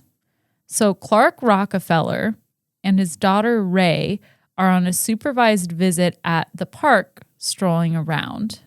When they get close to the road, a tinted SUV pulls up and Clark pushes Ray into the vehicle and they both hop in.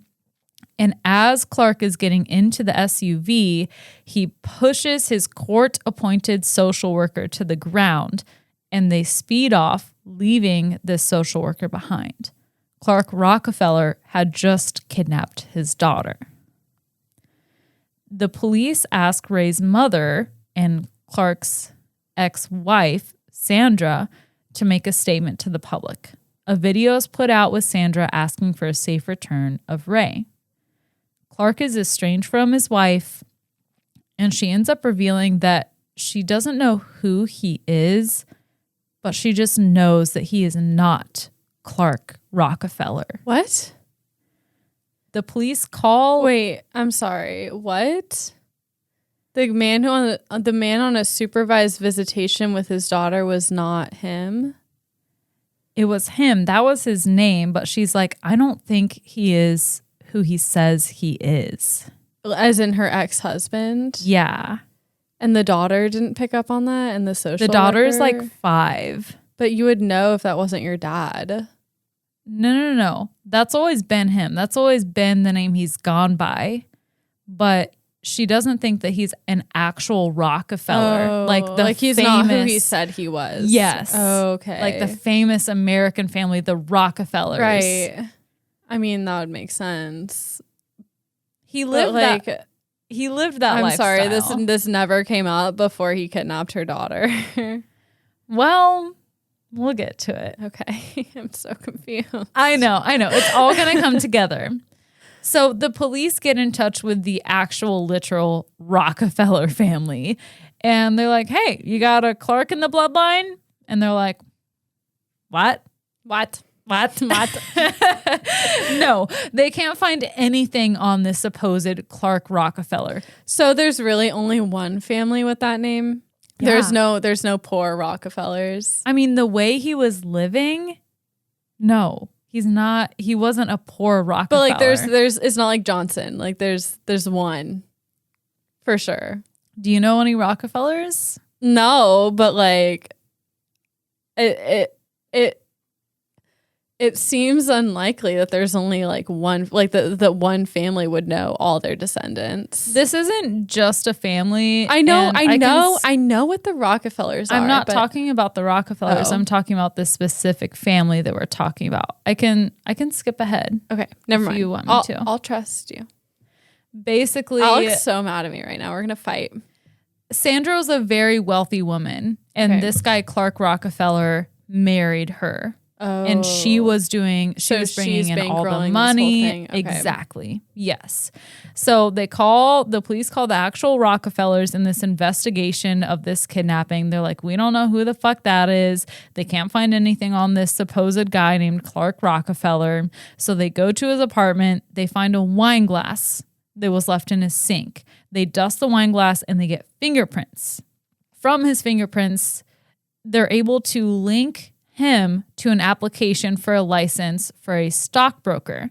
The person who applied to be a stockbroker was Christopher Crowe. Christopher Crowe is the guy who tried to sell the truck in Connecticut. The guy who tried to sell the truck in Connecticut was Christopher Chichester, the guy who rented the house from Dee Dee in California. It's all coming together. Just like I said it would. But the police discovered this obviously was not his only alias. Chichester was the man who was wanted now for the murder of John Sohus. This man ended up having over 12 aliases. They were able... Alias. Wow. He had over 12 aliases that they were able to hunt down. The authorities discovered that his real name was Christian Gerhard Streeter. He came to America He still kept the name Chris. Yeah, he was loyal. He liked being called Chris. A little too loyal, if you ask me. I mean, if I were a white man named Chris, I probably wouldn't change my name. There's a lot of power in that. If I were if I were a white man named Chris, if I did change it, I'd make it like Chris with a K. That's a girl name though. That's like Kris Kardashian. Yeah, there are plenty or of Kris girls. Jenner. Plenty of girls with boy names. I just want to like. Oh, so you're flipping gender norms on their head. Yeah, I'd want to challenge the status quo. And I'd be Okay. like, "Oh, I'm not your regular Chris. Yeah. You're like Chris. a boy named Hayden with a Y. Hayden. Hayden. Well, Christopher, or Chris, we can call him for the rest of the episode, he came to America from Germany as a teenage student on an exchange program. He told his family in Germany before he left that he was going to the States to get an education, get wealthy, and become famous. Oh my God, I know this story, but you told it differently than I've heard it before. Really? That's amazing. Okay, Yeah, cool. good job. Good, thank you. So when Chris came to the U.S., his host family were the Sohus. They were a middle-class family in Connecticut, and he's really happy at first, but eventually it's clear that he is not interested in being a part of the Sohus family. He tried really hard to learn and assimilate to American culture. He even took on an American accent, but his host family started to notice a really stark change in his personality as he became more demanding and he started to refuse to eat their Italian food. He ended up calling the mother a peasant and insulting them all the time. And the mom kicked him out. She was like, I'm done with you. Bitch, I won't be called a peasant in my own house. Right. You want to see peasant? I'm going to show you peasant. Now you're the peasant. You peasant. But this does not faze Chris. Chris enrolls at the University of Milwaukee to study film. He did really well in school. If we're going to give him props for anything, he was pretty clever, pretty intelligent, honestly. And he quickly picks up even more of the American style and culture even more. He ends up meeting a girl. They start flirting, as you do, and he wanted his green card. So he told her, he just told her how it was. He's like, I want my green card. You and I want to flirt with each other. Just marry me. We don't have to actually be married. We don't even have to date, but I just want my green card. Bam, bam, bam. And he was so charming and so manipulative that it worked. I'd do it. If you want a green card, I'll marry you and give you a green card. I don't care. Me up. Hit me up, bitch. I do it for money. Yeah, true. Yeah, give me money. I wouldn't do that for free. Who's going to come here right now? I mean, plenty of people. Never mind. That's what? I mean, there are plenty of people who the U.S. is a better situation than what they're in. That's true. It's not great, but it might be better. Right. Same minimum wage for 60 years. That's not accurate, but pretty much. Pretty much. Anyway, so he gets married to this girl and then he pretty much leaves immediately and he moves to San Marino, California. New place, new identity. His new alias is Christopher Chichester. Again, I still don't know exactly how to pronounce his name. I even watched a whole documentary on this shit. Chichester, who knows? I don't know. After studying the American ways, he realized that Americans are God-loving Christians and that Yes, ma'am. they go to church. We do. So he starts going to church. Every Sunday, baby. Every Sunday, praise the Lord. Praise him. Praise. And he goes there not to get closer to God, but to get a lay of the land, to get to know the people so that he can better manipulate them. Smart. The older church ladies love this son of a bitch. He's whining them, he's dining them, he's conning them. He would tell people that he was a producer on the Alfred Hitchcock Chronicles using props. Like he would hold a script underneath his arm when just like talking to people. I'm sorry. This is like this is not the 80s. When is this? This is the 80s. And he's telling people he directs Alfred Hitchcock movies. Yes. So that does not add up at all. That's what it said in the documentary. Okay. Alfred Hitchcock movies understand. didn't come out in the 80s. No. When did they come out? Like a long time ago. Okay. He died in 1980. I don't know. Okay. That's what the documentary said. Thanks for calling that out. I don't know. I have no clue. Nonetheless, he would tell people that he was a producer. He would hold a script underneath his arm and they believed him. And after some time practicing this new identity, he spots his next target, Dee Sohus. Of course, Dee was a perfect target for Chris. She struggled with alcoholism, she had her other health issues, and she had money. So when Chris casually mentions that he's looking for a place to live, she's like, "Oh, come stay in my guest house. We have a whole extra space for you. No problem." Things go great. For months, he really builds a relationship with Dee, and they actually become friends, and things are fine. Until one day they're hanging out, and Dee's like, "Oh my gosh, I'm so excited. And I think maybe you'll be too. My son and my daughter-in-law, John and Linda, are moving back home." He was not excited. They speculate that his plan the entire time was to take over the property of Dee, or that he was just in that whole friendship for the money. Do you think he was trying to marry her? No, I think that How maybe... would he get anything if they weren't married? I don't know exactly what his plan was. There was suspicion that he and a different couple were trying to befriend her and try to get Dee to sign stuff over to them. Like put them in her will? Yeah. Okay.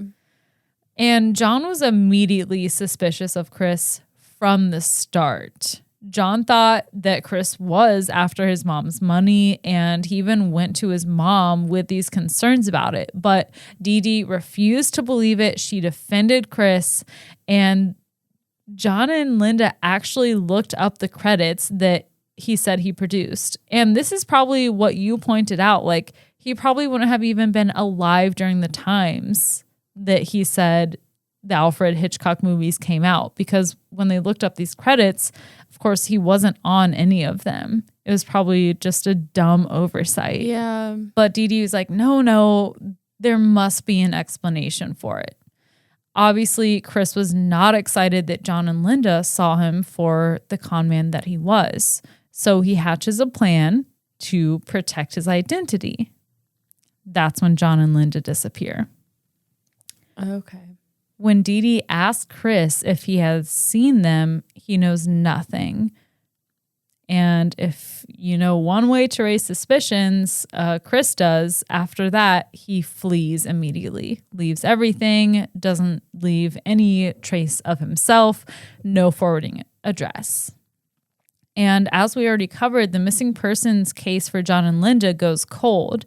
But meanwhile, Chris Churcheister becomes Christopher Crow in Connecticut, and he ends up going to New York and becoming a stockbroker. Reference to that stockbroker license. Of course, he stopped along the way trying to sell John's old truck, but he becomes a stockbroker. Everything is going well for a while. I'm sorry. I'm just wondering how one just becomes a stockbroker. I have no clue. What? He seems to be very good on his feet and just like figuring things out. Yeah, you must be. He must have lied his way right into that, because you don't just go from lying about being a director to being a stockbroker in Greenwich, Connecticut. Well, now he's in New York City Okay. as a stockbroker. There But you go. Like, still. Yeah. Well, actually, I don't know if it really takes that much to be a fucking stockbroker. I mean, you have to know stuff, right? I feel like you have to know people, but the stock You have market, to know stocks. the stock market is just like a thing that people made up. No, but you have to know about it to invest people's money. Yeah, he was intelligent. I don't think it would Yeah. have been that hard for him to make it. But like to get, like, I feel like, never mind. Who cares? Go on. Okay. Well, anyway, as a big shot stockbroker, Chris tries to get a reservation at a really fancy restaurant in New York City, but he's denied. They're like, sorry, you're too basic. You're just a stupid stockbroker. Yeah. So while he's Stupid.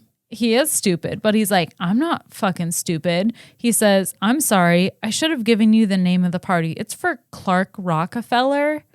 And then like, oh, Rockefeller. Oh, yes, we do have a table open for you near the window. Will that work for you? Imagine being that poor host. Just like, She's like, I Let's just cut cussed through all out that. a Rockefeller. yeah.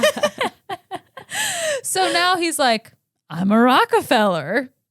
It's that easy. It's that easy. With a snap of your fingers, with a call of a phone, you too could be a Rockefeller. Man, gonna go get my name changed tomorrow. Me too. What are you going to get yours changed to? Rockefeller. But I'm gonna Chris Rockefeller. But with a K. Good. And I'm gonna Good. keep the J in my name. I'm gonna be Chris, like Chris with a Y, but there's a J instead of a Y. Nice. Rockefeller. Chris. I'm going to be Hadana, like Madonna, but with Hadana. an H. Donna Rockefeller. That's your new drag name. I like it a lot. I like it too. Hadana Hadana. Rockefeller. Yeah, that's a good one. And you can be like super like glamorous and like 50s. Bougie. Yeah. Yeah, I like that a lot. We would have fit right in with him because he was a fucking fraud. I kind of love him. His future wife did not, but that's okay. He was a Rockefeller. He takes on this identity. He even has a credit card with a name on it. Like, how do you get a credit card with a fake name on it? I don't know. I bet it's not that hard. Like in the 80s, they don't document shit. That's true. Just sign up with whatever you want. You probably did it on the phone. Yeah, that's probably true. Clark Rockefeller starts running with this in crowd. When he gets invited to a dinner party, he meets Sandra Boss. Sandra went to Harvard. She's an executive, but she still described herself as awkward and a bit emotionally immature. I mean, she went to Harvard, so. Right. Fucking Just kidding. emotionally immature I'm Harvard jealous. grad. Classic Harvard. Sandra becomes Clark's next target. So Sandra and Clark become lovers. Sandra likes him immediately. And he told her that he's in charge of helping poor countries pay off their debt and that he's extremely skilled in finances and economics. So she's like, talk to me more about money, Clarky. What a good guy. She fell for him hard. They end up getting married, and he's sitting more than pretty. Sandra makes over $2 million a year. They move to Boston, but issues start to come up pretty quickly in their marriage. Sandra starts to notice how controlling and mean Clark can be, and she points out the fact that he doesn't work. He just stopped working. She's like, I don't understand why you're so frugal and why you don't have money. You're a Rockefeller, Yeah. for God's sake. And not a fake one. Obviously. There's no such thing. So he's like, it's fine, babe. All the money is tied up in the estate right now, but it'll be resolved soon. And she was like, okay, I'm a Catholic. I don't believe in divorce. I can't just abandon this marriage. So she tries to stick it out with Clark for 5 long, tough years. Oh my God. And either her dreams come true or her dreams were in shambles when she gets pregnant. Or maybe a little bit of both. I don't know. It's probably a combination, but man. Yeah. Talk about being trapped. But she's not trapped. She probably has all the money and the power. Yeah. Clark was not interested in having a child. He was completely hands off the entire pregnancy and did not even arrive at the hospital until after almost an entire day after his daughter was born. You'd think if you were counting on your wife to bankroll your lifestyle, you'd at least pretend to care about your child. Put in some effort. Yeah, for Jesus. Christ's sake. I'd be a better fake Rockefeller than this guy. I would like a shot to be a fake Rockefeller. Yeah, I think we could pull it off. Well, me too. People say we look like sisters. We could be the Rockefeller sisters. Let's do it. Okay. Okay. We'll work on it more tomorrow. Right. For now, we'll finish the lesson. Okay, fine. After Clark's daughter's born, he gets super into it. He's like, call me daddy. He becomes Mr. Mom and he loves spending time with her. He spends all of his time with his daughter, as a matter of fact, bringing in no money, not that they needed it with $2 million a year. Anyway. Yeah, now she has a cute house husband. Yeah, that's that all would I be want. great. Yeah. I want some time away from the house. I want to go do my own thing. Right. I want $2 million a year and a house husband that loves my baby. That sounds like the perfect life. Right. I would not be complaining about him not making money. No. I'd be like, I think I need to make less money. I think it's all going to my head. I wouldn't say that, but I think it might go all to my head. I'd be like, let's buy everything. Let's buy everything. But then you want more money. Exactly. So it goes all to your head. I'm confused. Me too. But Sandra's not happy with that. She's really concerned with the situation because Clark is doing all these fun things all the time with their daughter Ray, and it becomes clear that Chris wants to completely isolate their daughter. He doesn't want her going to school. He doesn't want her seeing anyone but him and Sandra. So Sandra's like, fuck this. Chris is weird. I'm finally going to get some answers. Or Clark, should I say. She hires a private detective to investigate his background. The detective does it, but he's like, I can't find anything on him past 1994. So as you do, Sandra goes to Clark and is like, what the fuck? And he's like, no. He denies everything. So Sandra's just done with it. She files for divorce and she wants full custody of Ray. But Sandra gives him this ultimatum. She's like, if you tell me what's actually going on and tell me who you are, we can share custody. But he refuses. He's so deep in this lie, he can't step back. So they go to court in a custody battle. And during that, Sandra points out that Clark can't even tell you who he really is. And the judge orders him to tell them who he really is. But Clark refuses and loses the custody battle in the divorce. Yeah, because he murdered people. Right. But like how far can you actually get with this? But if he tells them his name is really Chris Farmer, like whatever the fuck his name is, they can trace him back to the murderer. Yeah. I feel like at that point, I don't know. I'm just a bad liar. But I feel like at that point, I would be like, I'm sorry, I did it. Here's all the things I did. Well, if the choice is lose custody of your daughter or go to jail forever for murder. F that kid. Yeah, bye.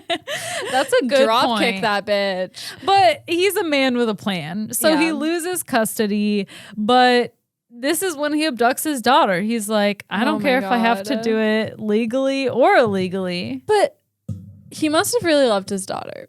But also, like, he's a terrible person. I don't want to give him any, like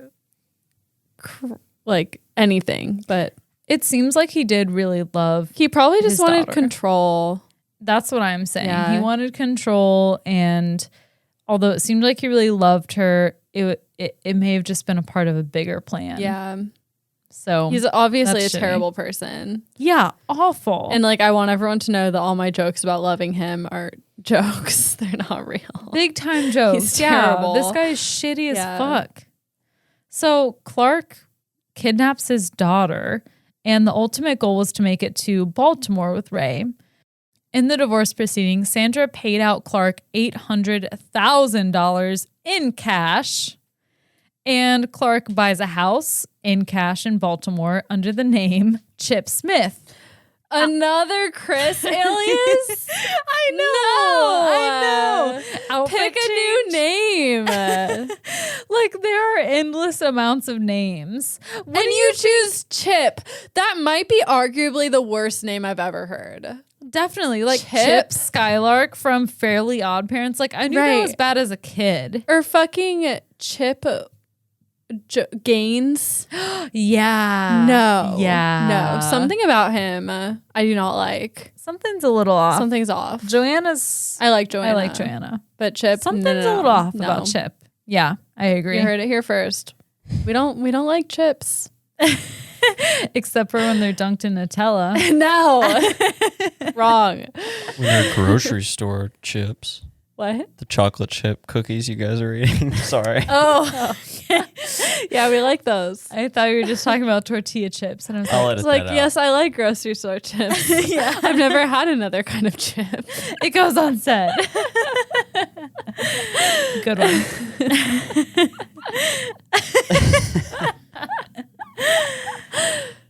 So Chip Smith buys a boat as well as the house, and his plan is to fix up the boat so that he can sail the world with Ray. And this plan is complicated because his Because picture... she's been kidnapped. Yes, because of certain incriminating activities, in which resulted in his picture showing up everywhere. Yes. And he's clearly an interesting guy. Like, I'd like to think that if I was given a lineup and I just got to watch like 10 people and one of them was this guy just like interacting, I'd be able to be like, he seems really charismatic and seems like he'd be the master manipulator. He sounds like he has big white teeth and a mustache. We can look him up. He Okay. doesn't really have a mustache. Oh, darn. Yeah, but he's just a white guy. He kind of has a smushed nose, if you will. We'll look him up. Anyway, Okay. many realtors that he worked with to buy his house recognized him. They immediately contact the authorities, and the FBI makes a plan to get Ray and handle Chip. So their plan is to lure him. Yeah, right, Chip. The plan is to lure Chip to the marina. To the queso. Operation Queso. We're gonna digest the chip. Over. So they plan things with the marina manager, and the marina manager calls Clark to say that his boat is taking on water. Clark, Chip, Chris, whatever the fuck you want to call him, asshole doo-doo head, he comes straight to the marina, and as he's walking up, he's alone, so Ray isn't with him. Thankfully, the FBI comes up on him, and they're like, hey, Clark, where are you going? Or should I say Chip? Chip. Hey, Chip. Doritos. You want some queso? What about some Nutella? You like that hazelnut spread Chocolate. and nut? Ooh. So to this, he responds, I'm going to get a turkey sandwich, and runs. Okay, chips do probably go well with a turkey sandwich. That crunch I've been looking for my whole life. All I Right. needed to do was put chips in the sandwich. It's a pool day, and now you're having a sandwich with chips crushed up in it. Is it less calories if you put the chips in the sandwich, so it's not just a sandwich with a side, it's just a sandwich? Maybe. I have questions. Anyway, he runs away after exclaiming that he's going to get a turkey sandwich, but he doesn't get far before Picturing him as a Dorito. I'm off to find my true love, turkey. In queso. That's what I want. A turkey in heaven. sandwich dipped in queso. Oh, God. Fry it. Ooh. Anyway, he's arrested. He stands trial for kidnapping. His defense attorneys have no other defense but to argue insanity. That's literally their only option because he's guilty AF. Yeah. But the jury thankfully doesn't buy it. He's sentenced to 5 years in prison. 5 years? For the kidnapping. But we know he did not just commit the kidnapping. He stands trial for the murder of John Sohas. Clark maintains his innocence throughout the entire trial. They put all the blame on Linda because to this day, she's never been found. The jury calls BS and convicts him of murder, sentencing him to 25 years to life. Clark never admits to killing John Sohas, and Linda remains an unsolved mystery to this day. That is my true crime learning journey. Damn, that's the best kind of true crime story. We got drama coming from out the All wazoo. angles. Yeah. Out Tarrare's wazoo.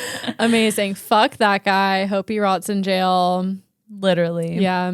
All right, let me cite my sources. There was an Oxygen video on YouTube called Young Newlyweds Vanished from California, Unsolved Mystery, Season 7, Episode 11.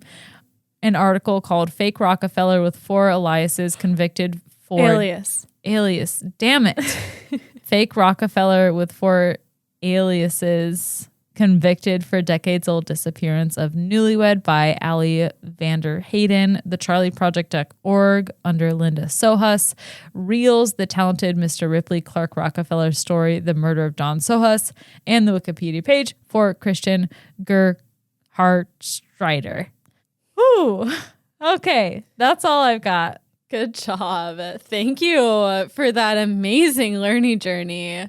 Thank you. Thank you for bearing with us through all of that. Man. We love you guys. Love you so much. The most. Thank you. We love you the most. I would kidnap for you. I would go so far as to say I would change my name to Chip for you. I would dip Doritos in queso for you. I'm edgy. I'm not like other girls. I did my Doritos and queso.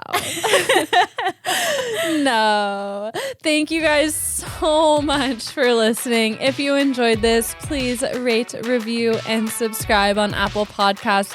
Tell a friend about us. Please follow us on social media and maybe even join our Patreon. Get your special gift if you join before our 53rd episode is released. And thank you again so much just for listening. And 3, 2, 1, class dismissed.